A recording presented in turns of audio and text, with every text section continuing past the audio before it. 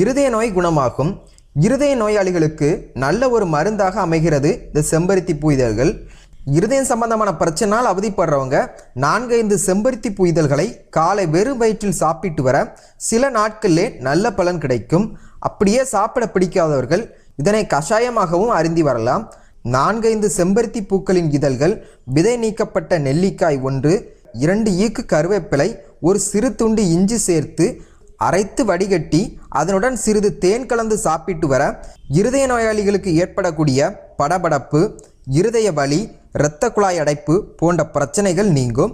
So இருதயம் சம்பந்தமான பிரச்சனையால் அவதிப்படுறவங்க இதனை பயன்படுத்தி வர மிகவும் நல்லது. 2, உடல் சூட்டை குறைக்கும். அதிக உடல் உஷ்ணத்தை குறைத்து உடலை குளிர்விக்கும் ஆற்றல் இந்த செம்பருத்தி பூ இதழ்களுக்கு உண்டு. அதிக உடல் உஷ்ணத்தினால் வரக்கூடிய வாய்ப்புண், வயிற்றுப்புண் மற்றும் சிறுநீர் கழிக்கும் போது எரிச்சல், இது போன்ற பிரச்சனையால் அவதிப்படுற